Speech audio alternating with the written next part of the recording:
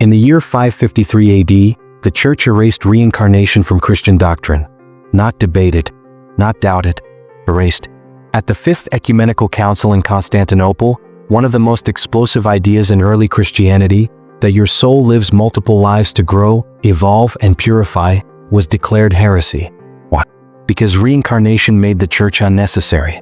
No hellfire, no eternal damnation, just accountability, karma, and personal growth.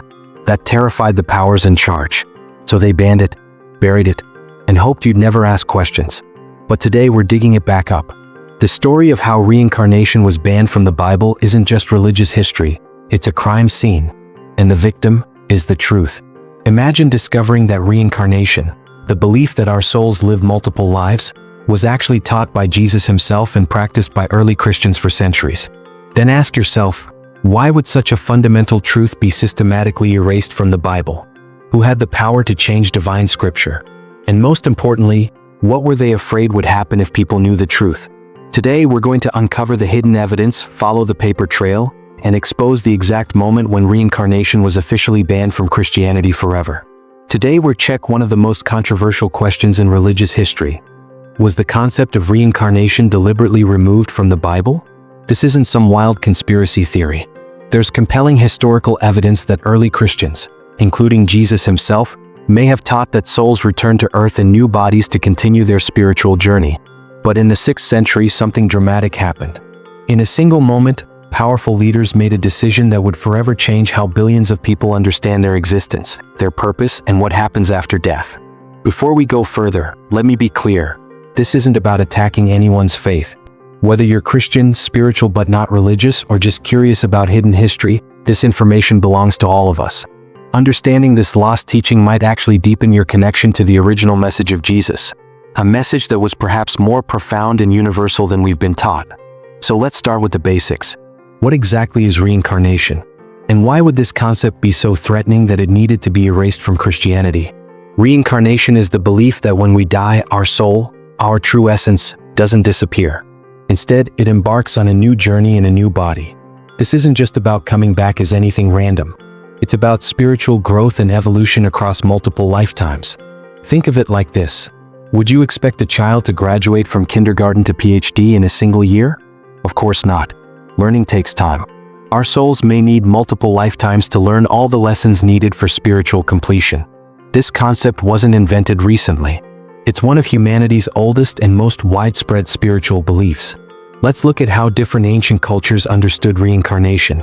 Ancient Egypt. In ancient Egypt, the concept of reincarnation was central to their understanding of existence.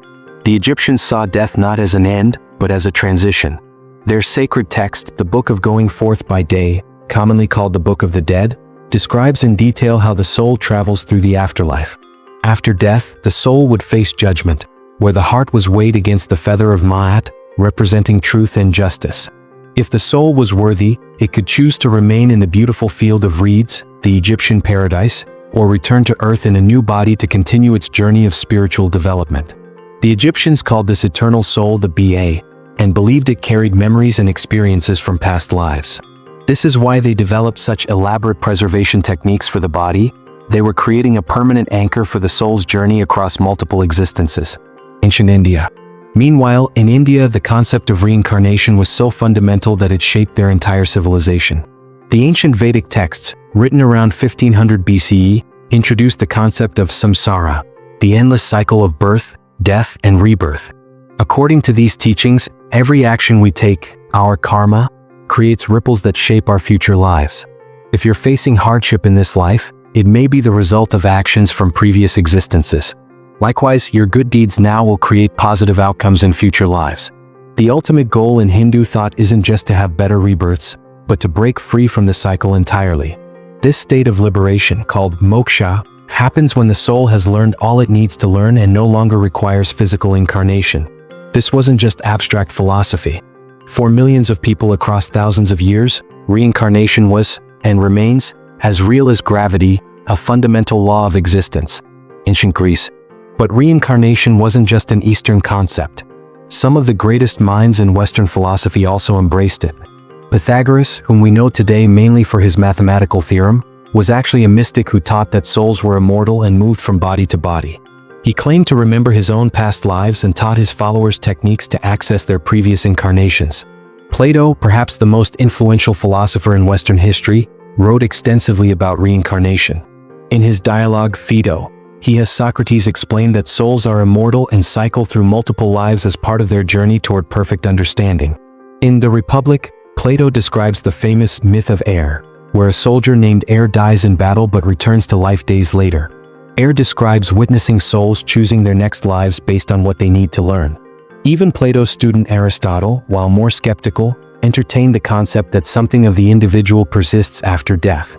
Early Jewish mysticism. Now this is where it gets really interesting. Reincarnation wasn't foreign to Jewish thought either. In fact, the concept appears in Kabbalah, the mystical tradition of Judaism. The Zohar, one of Kabbalah's central texts, discusses Gilgul Neshamot, the cycling of souls. This concept teaches that souls may need to return to complete unfinished business or perfect themselves. Some Jewish scholars believe these ideas were present in Judaism long before the Zohar was written down in the 13th century, possibly going back to the time of Jesus or even earlier. This means that the religious environment Jesus was born into already contained concepts of reincarnation. The idea wouldn't have been completely foreign to him or his followers. So if reincarnation was so widespread across the ancient world, including in Jewish mystical thought, why isn't it clearly part of Christianity today? To understand how reincarnation fit into early Christianity, we need to look at what Jesus actually taught, what his followers believed, and how these teachings evolved in the first centuries after his death. Let's start with Jesus himself. The Gospels contain several passages that seem to reference reincarnation. One of the most striking examples appears in Matthew 17 verses 10 to 13. After witnessing Jesus' transfiguration, his disciples ask him, "Why do the teachers of the law say that Elijah must come first?" Jesus replies, "Elijah has already come, and they did not recognize him, but have done to him everything they wished." The Gospel then clarifies, "Then the disciples understood that he was talking to them about John the Baptist." This is extraordinary. Jesus appears to be saying that John the Baptist was the prophet Elijah returned in a new body, a clear description of reincarnation. Now, modern theologians often interpret this metaphorically, suggesting John the Baptist simply came in the spirit of Elijah. But is that what Jesus meant? Or is that interpretation designed to avoid the reincarnation implications? Another revealing passage appears in John 9 verses 1 to 3.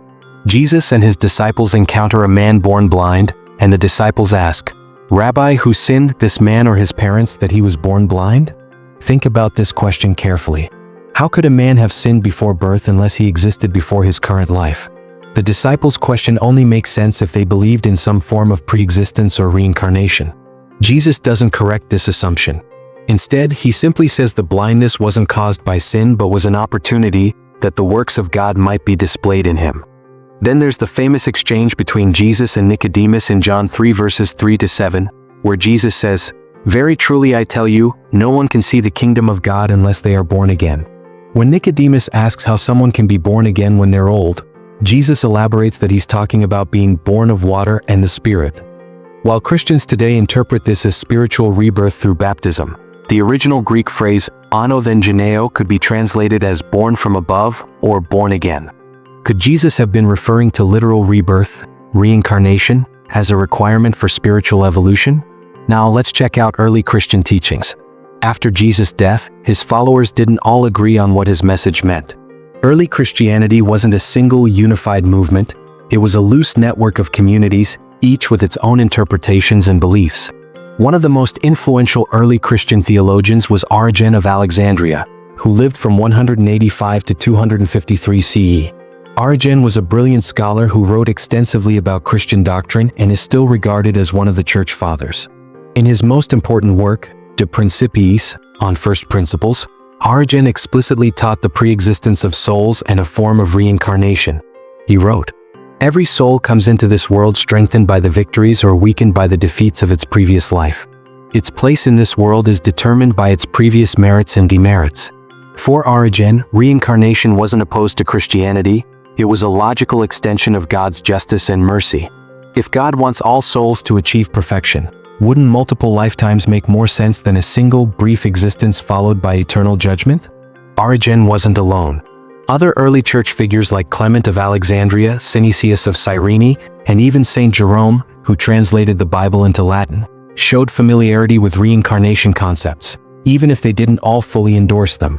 The Gnostic Christians, who claimed to possess secret teachings from Jesus, explicitly taught reincarnation. In texts like the Pistis Sophia, Jesus discusses the recycling of souls and the purpose of multiple lives. When the Nag Hammadi Library was discovered in 1945, a collection of early Christian texts buried in the Egyptian desert around 400 CE, scholars found multiple references to reincarnation in these ancient documents. There's another fascinating piece of evidence in the New Testament itself. In Matthew 16 verses 13 to 14, Jesus asks his disciples, "Who do people say the Son of Man is?" They reply, "Some say John the Baptist, others say Elijah, and still others Jeremiah or one of the prophets." Think about this. Why would people believe Jesus could be these ancient prophets returned unless reincarnation was part of their worldview? The disciples don't present this idea as strange or heretical. It seems to be a common belief. Even more compelling is how Jesus responds. He doesn't correct this view or call it pagan. He simply asks who they think he is, suggesting these reincarnation beliefs weren't problematic to him.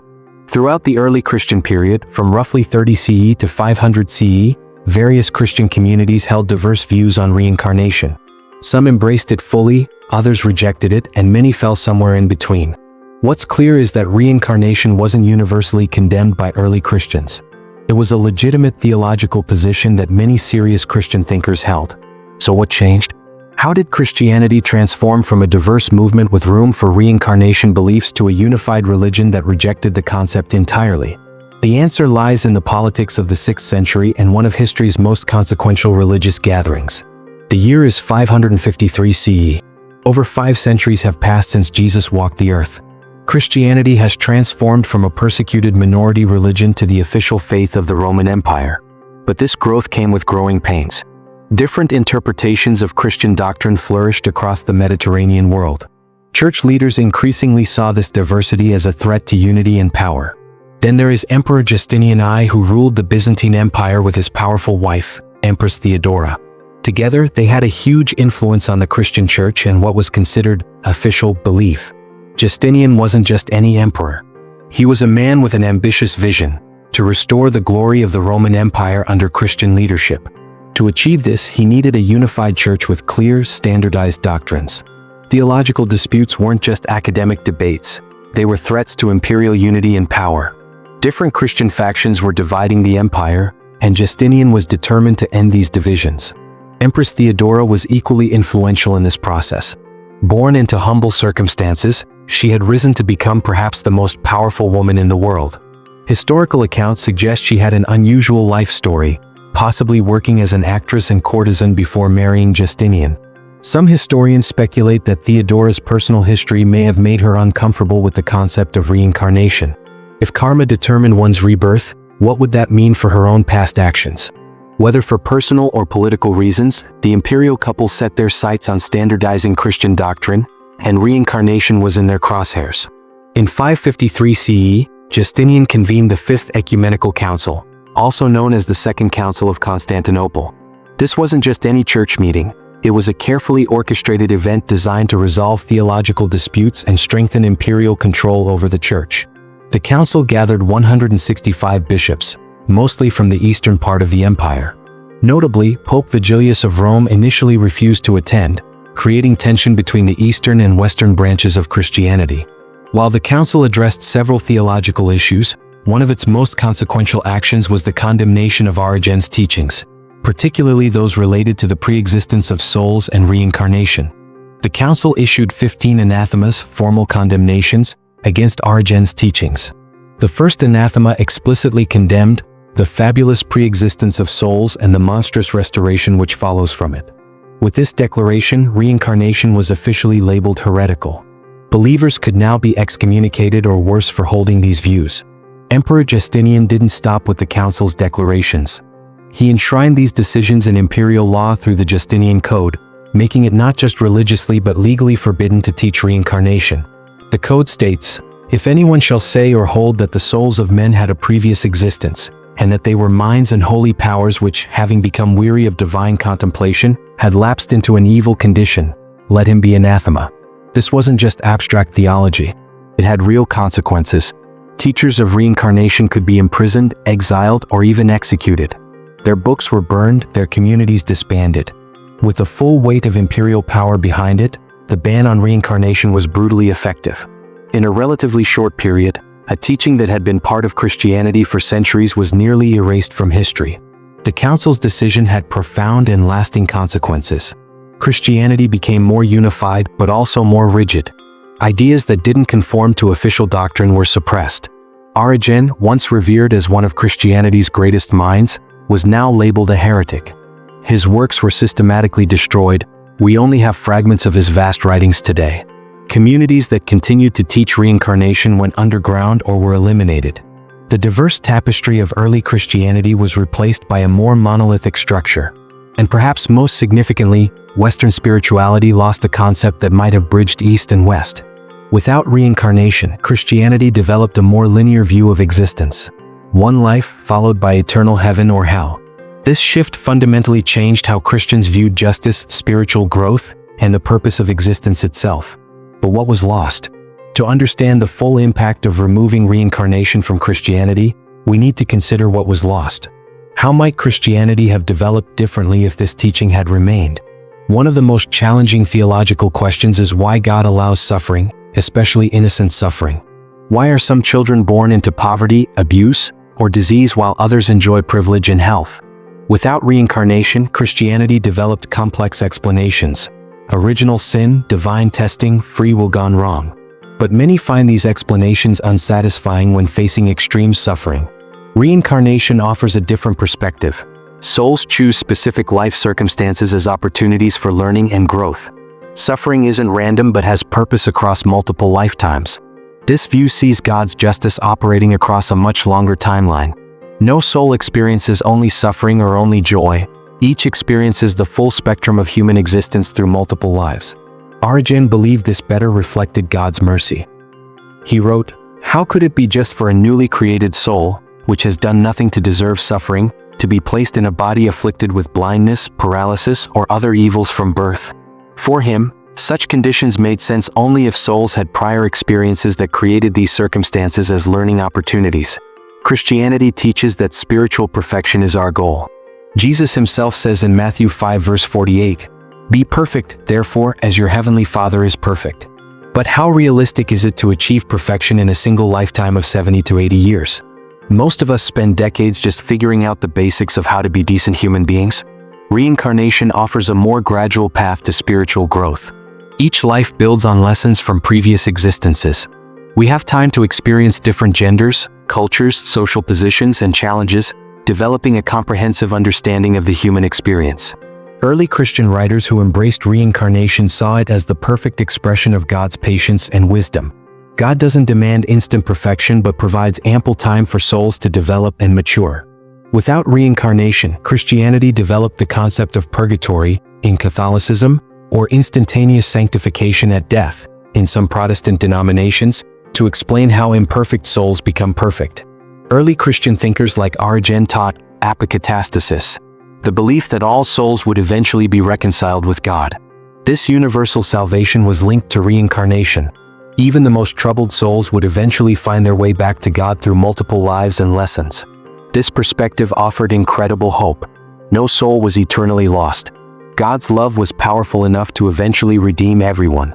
When reincarnation was banned, Christianity shifted toward a more dualistic view. Some souls would be saved, others eternally damned. This created a more urgent, fear-based approach to salvation. Without the safety net of multiple lives, Christianity became more focused on immediate conversion and adherence to doctrine. The stakes of this one life became infinitely higher. Reincarnation fosters a profound connection with the natural world. If our souls have inhabited various forms throughout history, we're literally related to all creation. This perspective encourages environmental stewardship and compassion toward all living beings. It's no coincidence that traditions embracing reincarnation often emphasize nonviolence and respect for nature. When Christianity rejected reincarnation, it developed a more hierarchical view of creation, with humans having dominion over nature rather than being intimately connected with it. This shift in perspective may have contributed to the ecological challenges we face today. A Christianity that maintained its reincarnation teachings might have developed very different attitudes toward the natural world. Despite its official ban, reincarnation never completely disappeared from Western consciousness. Today, it's experiencing a remarkable resurgence. In the late 20th century, scientific research began examining reincarnation in unprecedented ways. Leading this investigation was Dr. Ian Stevenson, a psychiatrist and professor at the University of Virginia. Over 40 years, Stevenson documented over 3,000 cases of children who spontaneously recalled previous lives. These weren't vague memories but specific details about names, places, relationships, and events that could be verified. In one typical case, a boy in Lebanon had clear memories of being a man in a nearby village.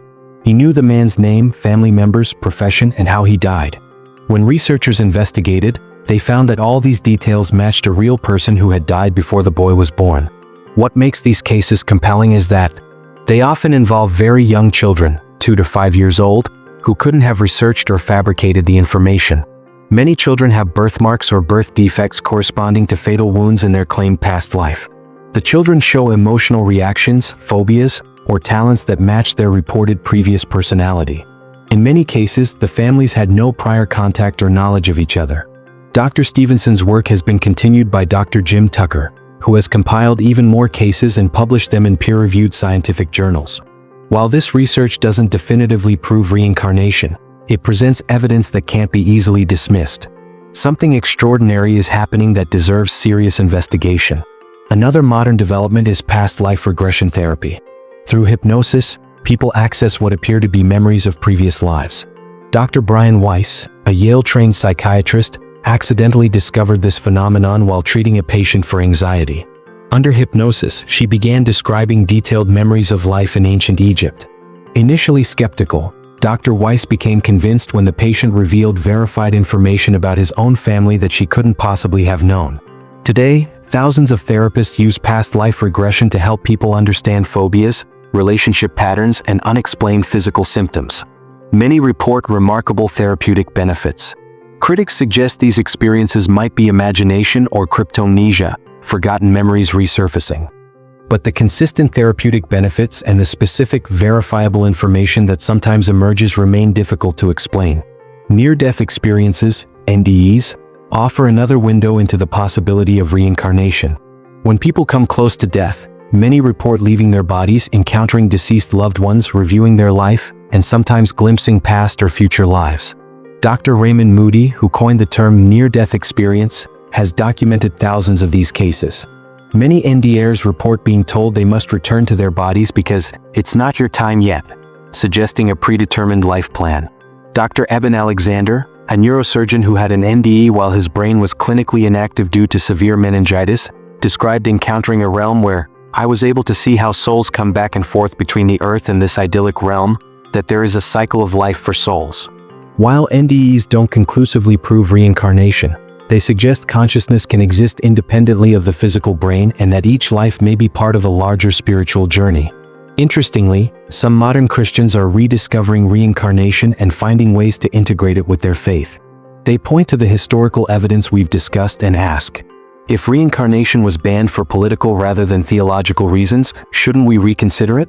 Groups like the Christian Reincarnation Association argue that reincarnation actually enhances Christian teachings about God's justice, mercy, and ultimate reconciliation. They view Jesus not as the founder of an exclusive religion but as a universal teacher who understood the soul's journey across multiple lifetimes. While these groups remain a minority within Christianity, they represent a fascinating attempt to reconcile ancient wisdom with modern Christian faith. So where does this leave us? If reincarnation was indeed part of early Christianity but was later banned, how might this knowledge affect our spiritual understanding today? One of the most important lessons from this historical journey is the value of spiritual humility. No single tradition has a monopoly on truth. When we recognize that reincarnation appears across cultures and religions, from Hinduism to Buddhism, from ancient Greek philosophy to indigenous traditions, and possibly in early Christianity, we might approach spiritual differences with more openness. Perhaps different traditions are like facets of a diamond, each reflecting a portion of a larger truth that no single perspective can fully capture. This doesn't mean we must believe in reincarnation, but it invites us to consider that our spiritual ancestors, including early Christians, may have understood some things we've forgotten. Knowledge of reincarnation's place in early Christianity opens new possibilities for personal spiritual exploration. You might consider what resonates with your own intuition about the soul's journey. Have you had experiences that might suggest connections to past lives? How would your perspective on suffering, justice, and spiritual growth change if you considered multiple lifetimes? Does the concept of soul evolution across multiple lives deepen or challenge your existing faith? In the end, spiritual truth isn't just intellectual, it's experiential. Many meditation traditions include practices for accessing past life memories. Whatever your beliefs, approaching these questions with an open heart and mind can lead to profound insights about your own spiritual journey. For centuries, reincarnation has been one of the key differences separating Eastern and Western spiritual traditions. If early Christianity actually included reincarnation, this division may be more historical accident than irreconcilable difference. Recognizing our common spiritual heritage could help bridge divides between traditions that have often viewed each other with suspicion. In a world facing unprecedented challenges, this spiritual reunification might help us access ancient wisdom from multiple traditions to address modern problems with greater wisdom and compassion. We've traveled through time and across traditions to uncover a fascinating possibility: that reincarnation, the soul's journey across multiple lives, may have been part of original Christianity before being banned in the 6th century. We've examined evidence from the Bible itself, from early Christian writings, and from the historical context of the Council of Constantinople. We've considered how removing this teaching fundamentally changed Christianity's approach to justice, spiritual growth, and humanity's relationship with the natural world. And we've explored how modern science, psychology, and progressive Christian thought are rediscovering what may have been hidden for 1,500 years. Whether you find this history convincing or not, it invites important questions. How much of what we consider traditional religion was shaped by political decisions rather than spiritual insight? What ancient wisdom might still be recovered that could help us face today's challenges? And most importantly, how might your own spiritual journey be enriched by considering these possibilities? Whatever your beliefs, I hope this exploration has opened new doors of understanding and inspired you to dig deeper into these ancient mysteries. If you enjoyed this journey through hidden spiritual history, please subscribe for more videos. And share this video with someone who might find it thought-provoking.